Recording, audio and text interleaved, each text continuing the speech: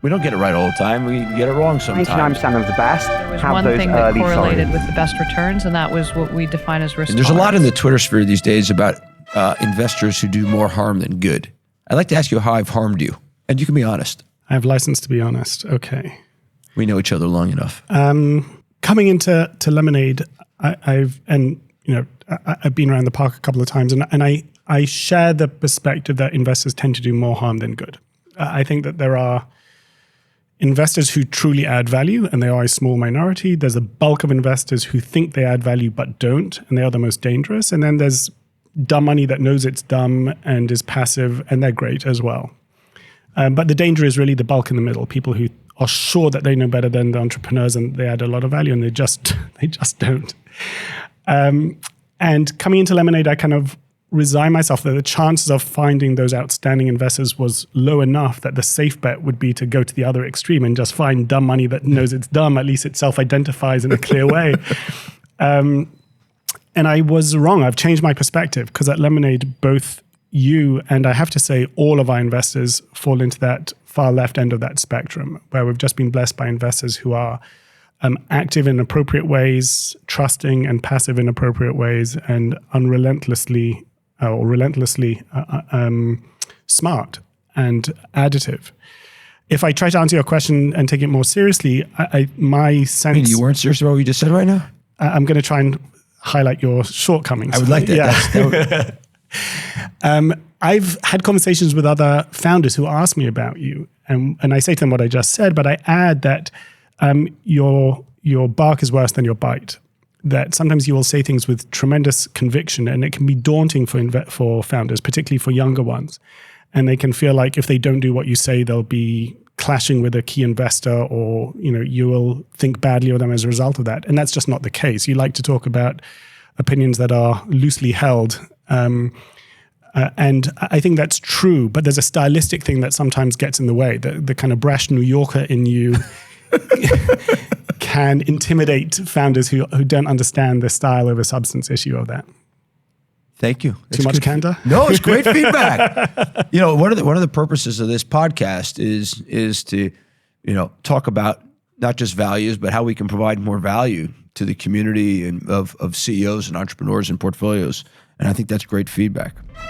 You meet tons of early stage founders. Some of them are better communicators than others, but you also get to judge them in the kind of test of time and see a year later, not if they succeeded in doing what they said, but if they meant it. So how do you judge it when someone says, I'm going to build this thing, but I'm never going to compromise on X, Y, and Z? So when you see it, you want the founder to be successful in that transaction, but where's your line? First of all, it's really difficult. That's the first thing. The element of trust is so critical in building a startup, is so critical, I think, in the investor-entrepreneur relationships. When somebody oversteps the line in what I would call the heat of the moment, perhaps because it's kind of such a roller coaster to these startups, versus I missed something in their personality when I first invested. Look, you don't have endless amounts of time to make investment decisions.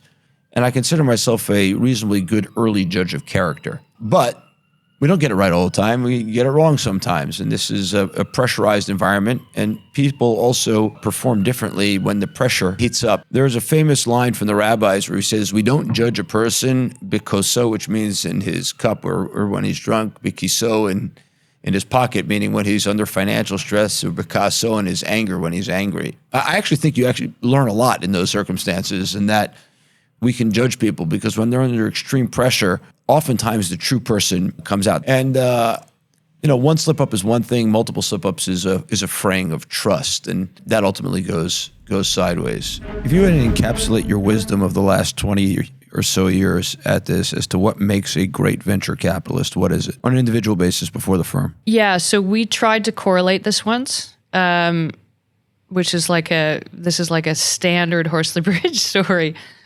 What makes a great venture capitalist? So is it that they were a founder, that they worked in tech, that they studied computer science, that they went to a certain university, that they were tall, because that was kind of a benchmark thing. And what came out of it was there was one thing that correlated with the best returns, and that was what we define as risk tolerance, which means the people that had the best lifetime, track records also had failures. Spectacular ones. Well, you can only lose what you put in. So it's, less than 1x we would describe as a failure. And they had spectacular outcomes, which is what drove those returns. But yeah, they lost companies.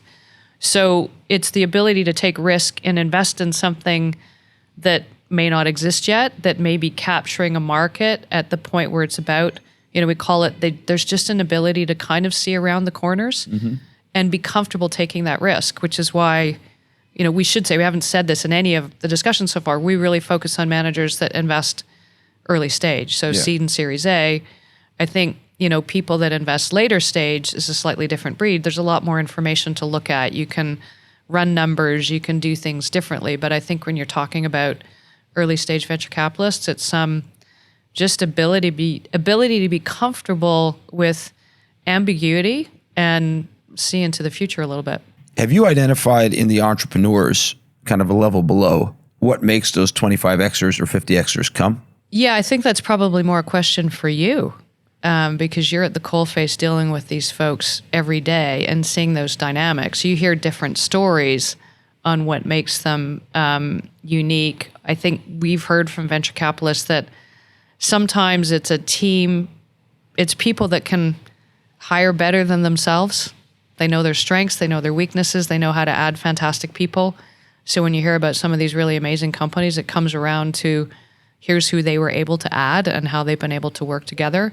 So you'd know much more about that than I would. But I think there's probably a pretty special quality around the ability to build fantastic teams. I ask this of all founders that I meet, which is like, tell me about how you first made money. Great entrepreneurs, they always have a story of, I was 12 and I was selling something on eBay.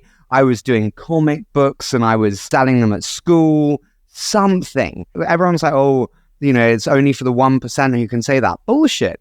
Socioeconomically uncorrelated. 99% of the best have those early signs. I worked in a cheese and fish store for what it's worth. If your talent was talking, mine was tolerating bad smells.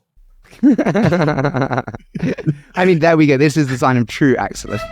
That's a wrap on season 1 of Invested. We hope you've enjoyed the podcast. Please remember to rate us 5 stars on Spotify, Apple Podcasts, Stitcher, or wherever else you listen to your podcasts. Also, we're looking for suggestions for our next season of Invested. So please email us to invested@aleph.vc. That is INVESTED @ALEPH.VC. And we'd love your feedback on the current season of Invested, and you can send it to that email address or just write it to us on LinkedIn and Twitter. We'd love to hear from you.